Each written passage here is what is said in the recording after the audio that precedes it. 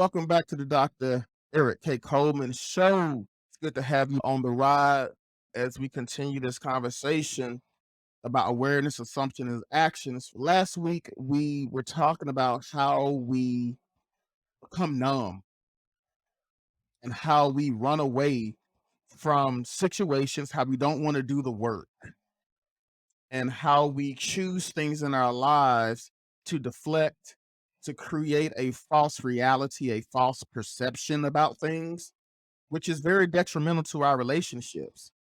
And so, what we want to do is to continue the conversation this week so that we can get some takeaways, some walkaways that we can apply to our lives, that we can become better.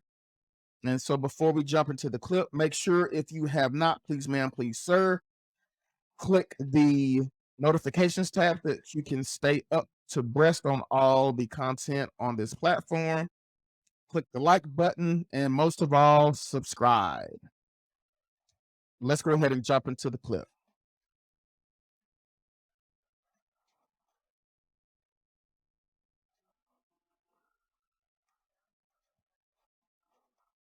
Contrast that with a Major League Baseball player who hits 300. Now, if you're not a baseball fan, 300 is excellent. That's an excellent average. They're going to get millions upon millions of dollars. Think of it another way. That person fails more than 2/3 of the time when he's at the plate. Now, how do they deal with that? Well, if they said, I can't hit curveballs, that's it. Coach don't put me in against the curveball. They're not going to be in the big show. What do? They get a batting coach. And they say, I'll move back with this foot. I'm going to put my body weight on both. I'm going to raise the bat. They watch game film. They keep making adjustments. They don't focus on failure. Making adjustments, not focusing on the failure. That's a deep statement, especially when we're talking about relationships here. Have you ever dealt with somebody who constantly harped on the negative of just everything? And more specifically for this context, when we're talking about relationships, the person who always likes to bring up the negative in everything and cannot see the positive in anything. That's draining. That's really draining. And let's be honest, are we that person? To where the person that you were in a relationship with, it is so hard for us, you, me, to find anything positive to say about that person? Or is it that we understand that there are things that are positive, but we just choose to harp on the negative? And we don't want to take the time to make adjustments, to make shifts. And for a prime example, I would say, even with my kids, for a period of time, and it hurts my heart to even say this or admit it, but for a period of time, I was just always focused on the things that my kids didn't do. Well, you didn't do this, or you didn't do that, or you didn't do this, or you didn't do that. And that was a very depressing state of mind to be in. Why not just focus on what they do right, or what they do accomplish? Because it just makes your viewpoint, your day so much brighter. And it wasn't the fact that I needed to continue to try to force them to change their perspective, to change their outlook, to change what they were doing. The issue was with me. And just as Steve was saying, I needed to make an adjustment on Eric. Eric, you need to think differently. Eric, how about championing your kids? How about just relishing in the things that they do right and that they accomplish? They're still growing. They're kids. Let them be kids. And I put the unrealistic expectation of them being little adults. And that was so unfair on my part, on my end. And I had to take that self-examination. I had to become aware of myself. I had to become aware of my perceived reality, thinking that they never do anything right. No, that was not reality. That was not the truth. That was just my made up fictitious reality that I arbitrarily and unjustly and unfairly placed on my children. So again, we got to be aware of how we are showing up in the relationship and how we're engaging. Let's continue. In fact, they'll look at the failure and they learn from it. The Japanese call Looking at the this failure and learning from it. Kaizen are small little tweaks for constant improvement. Toyota does it, not just with things that don't work. Toyota does it with things that are working well, but they want it to work better.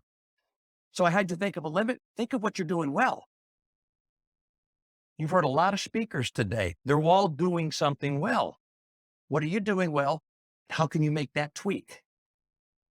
We could do it with batting. We can do it with a product. We can do it with service.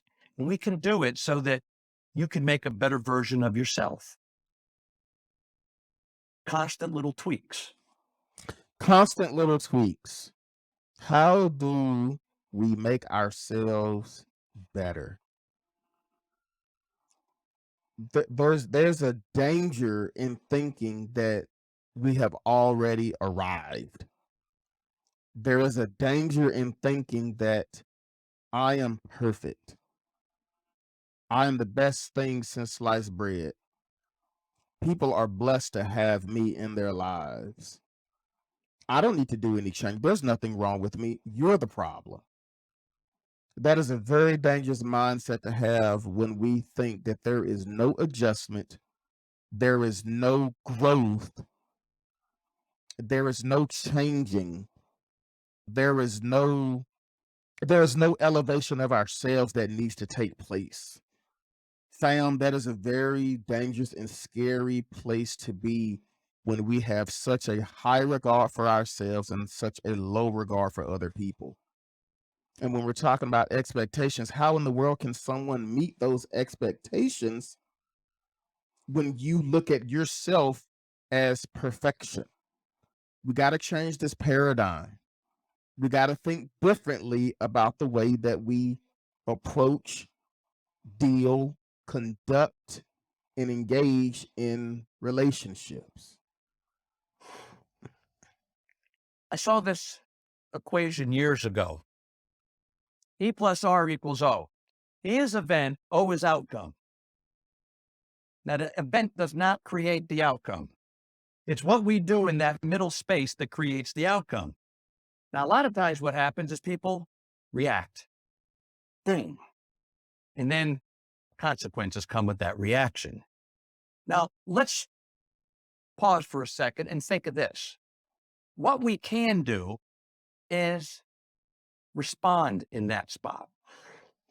In 2009, there was a tech entrepreneur conference that was started at San Francisco. These tech entrepreneurs got together and said, we're really tired of hearing about all the success stories. We want to hear about the failures. You heard the last speaker talking about how you can learn from failures. And we want to know what you did wrong and how did you learn from it. That's powerful. Jim Collins is a business consultant and an author. He has a great strategy, the 5 whys. Think of your limitation. Think of a goal you have. And in that space, ask yourself the question, 5 whys. Why? 5 times. So it could be, I plan on losing 15 pounds. Well, Steve, why do you want to lose 15 pounds? Well, I got a little bit too much Piscatelli jiggling over my belly. Well, why is that important? Well, I want to get my old jeans. Well, why is that? You keep on digging down to figure out what is the belief behind why you're doing what you're doing. We can do it in that spot there. There are a couple of ways we can do it. We can, when we reflect. Let me stop there for a second. He said an important word here, what we use a lot on the platform on this show, is the word why. Why is the hardest question to answer. For an example, when you tell your kids to do something and they ask why, which thank God my kids haven't asked why because I give them the parental look. But for all intents and purposes, or even at a business, It why do we sell the product that we sell? Sure, it's to make money, but how is it adding value to society? How is it adding value to the consumer? What is the value proposition here?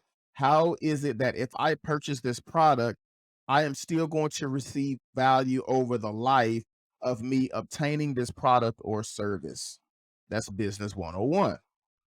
But when we're talking about the awareness, assumptions, and actions, and answering the question of why do we do what we do in relationships, we have to be okay with having the hard conversation with ourselves or having it with other people and allowing people to share candidly with us to be vulnerable in a safe place. Why are you the way that you are? Why do you move the way that you move? Why do you do the things that you do in your relationships? And an example that he was showing there of the E plus R equals O, meaning the event plus the response or the reaction equals the outcome. And so in relationships, are we reacting or are we responding? Reacting is knee jerk. Responding is thoughtful, intentional, and methodical. And this is what he's going to jump into now in regards to how people respond and how people react. And a lot of times when we react, it's not necessarily the best option.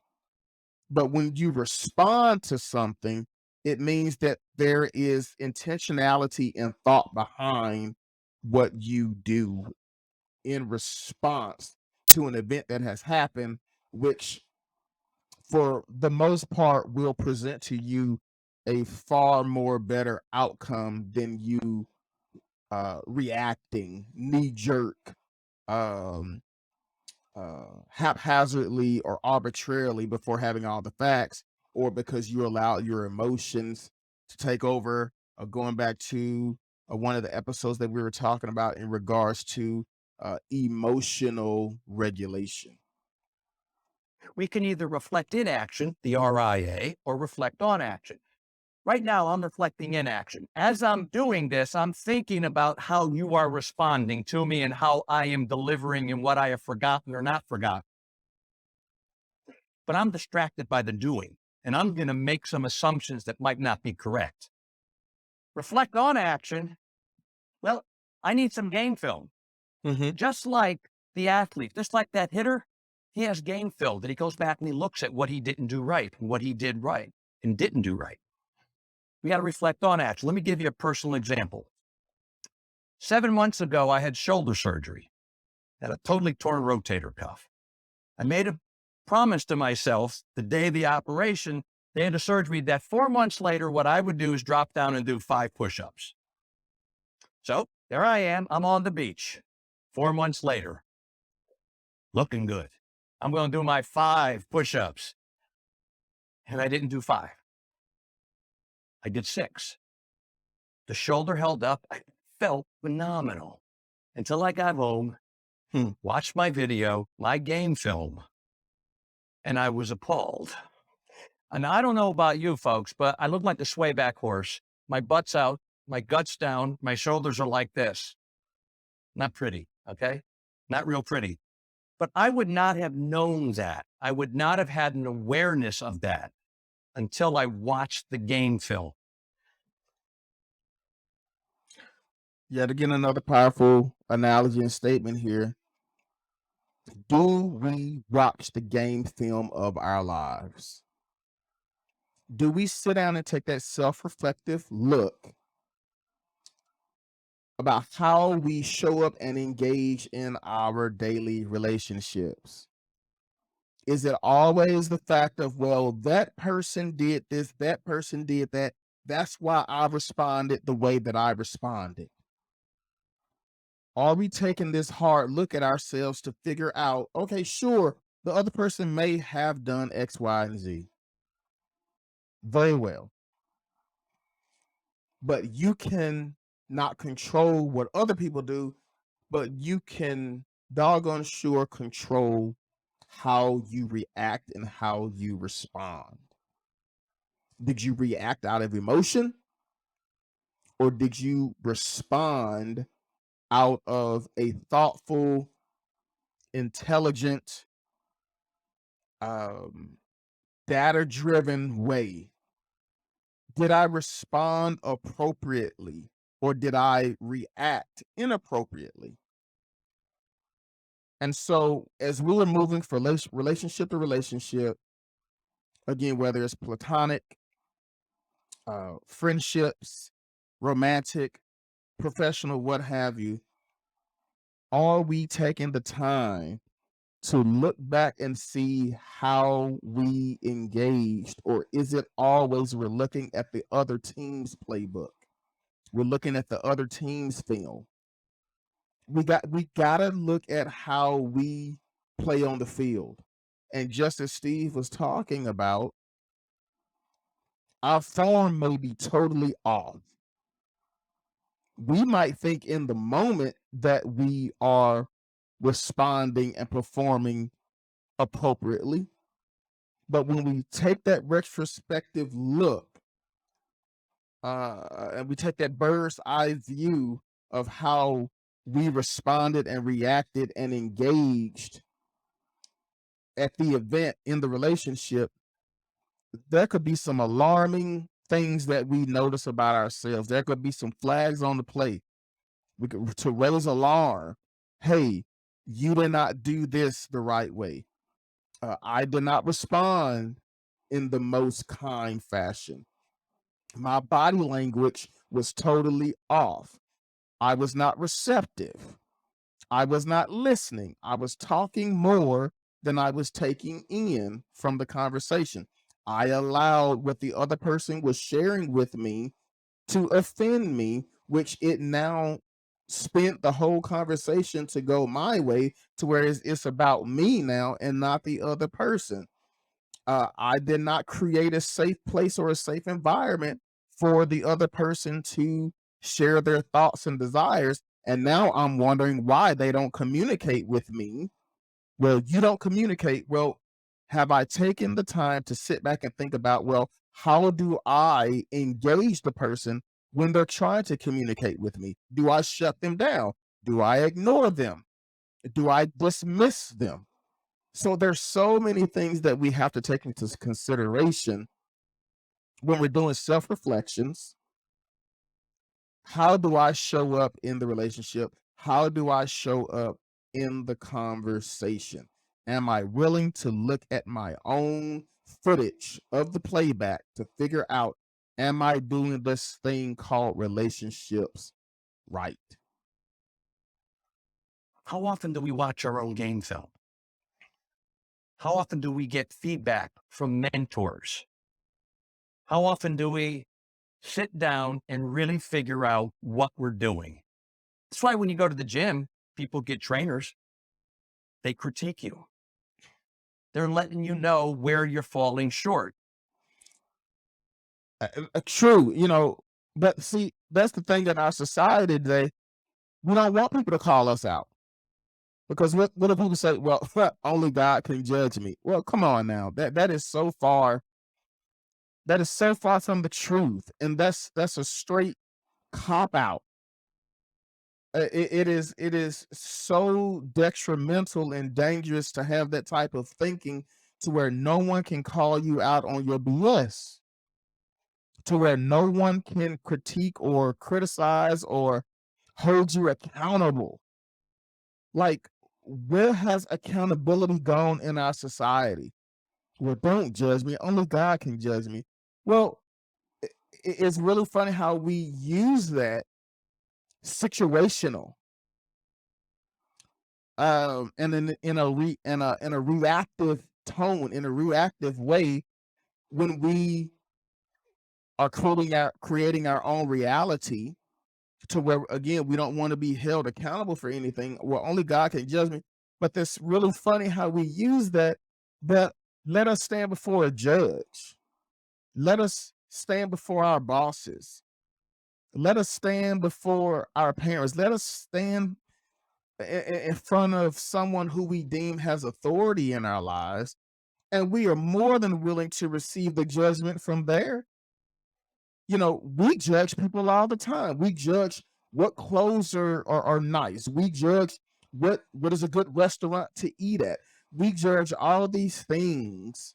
But when it comes to someone calling us out on our crap, we want to escape reality. We want to create our own reality.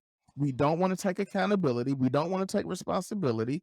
We don't want to have accountability partners to show us our wrong, to show us how we're showing up in the relationship.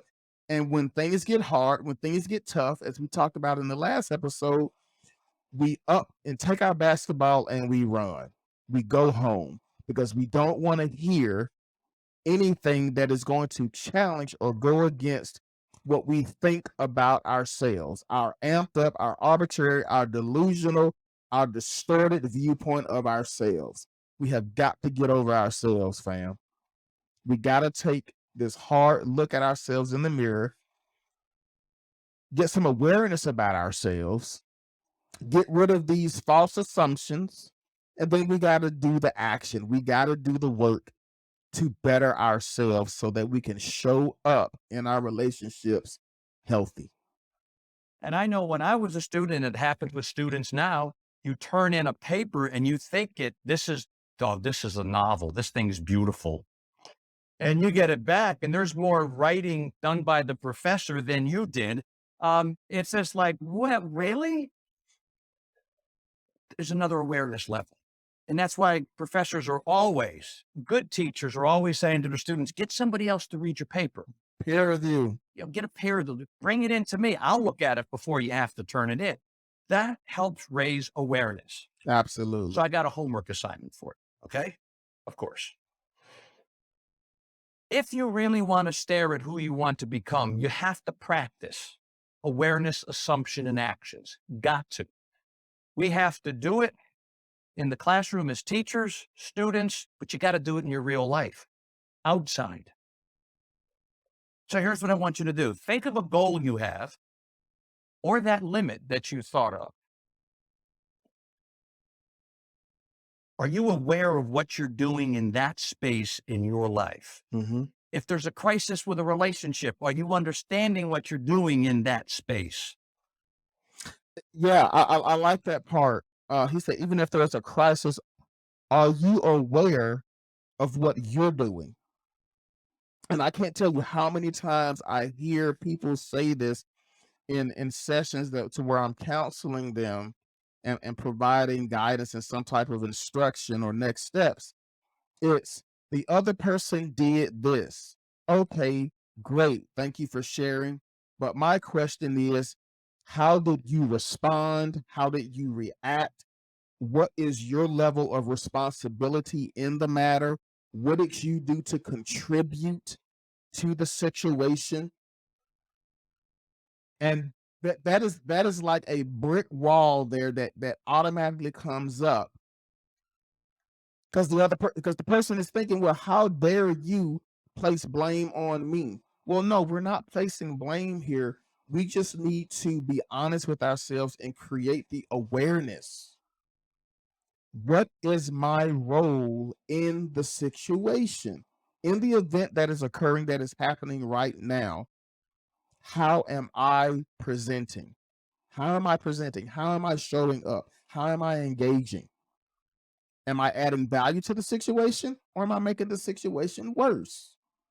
Did I start it? I may not have made the situation or the event happen, but were there precursors that I contributed to that allowed this thing to come to fruition? So we got to have that self-awareness. If it's a goal, a weight goal, an exercise goal, an educational goal, do you understand why you want that and what you're doing there already? Once you have all of that in place, and again, some fashion of your own game film will be very helpful. Then figure out, why am I doing this? Is this for me or is it for somebody else? That's a good question. And let's bring this thing home. Why do I want to be in a relationship? Have you thought about that? Why do I want to be in a relationship? Am I validating myself or am I betraying myself? Those are two vital questions. What I'm doing, does it validate me or does it betray me? Then you're going to be able to chart out a course, movement to improvement, that speaks to you, into the genius within you that already exists. You know, it's said that you probably have heard that what we think, we become. I'm going to go a step further with that. And I really think it's what we do, we become. It is really what we do. We have to have the awareness. We have to question the assumptions. Assumptions don't just ask for questions, they beg for questions. And then we have to create the disciplined action to get where we want to go. Absolutely. Now, those are Absolutely great, powerful ideas that are worth spreading and practicing in your lives. Thank you, folks. And fam, we're gonna bring it on home from here. Taking these steps and making them real and practical in our lives. We want to make sure that we are taking these tools that we're learning here on the platform, becoming aware of ourselves. That is the crux of everything that we talk about here. How do I become aware? How do I get out of my own head? How do I stop creating my own reality? We got to take accountability. We got to take personal responsibility and understand this backpack that we're all carrying. I'm going to always bring it back to the backpack. What emotions, what past experiences, what expectations, whether they're realistic or unrealistic, what is in that backpack? Have we taken the time to dig through it and figure out why it is that we pack these things? Why do we hold on to certain things? Why are we the way that we are? And that's not an excuse. Well, that's just who I am. No, we got to become better. We got to do better. And as Steve was talking about in the clip, we got to constantly stare and look at the person that we want to become. You got to come face to face with who you are, the reality of who you are, not what you think you are, but whom you really are, who you really are. And that's personal accountability. And so once we unpack that backpack, we can then understand how we show up and how we engage, thus impacting our families, impacting our community, impacting our society, impacting the nation, and impacting this thing called relationships on a global level. So until next time, continue to think differently about relationships, fam. Peace.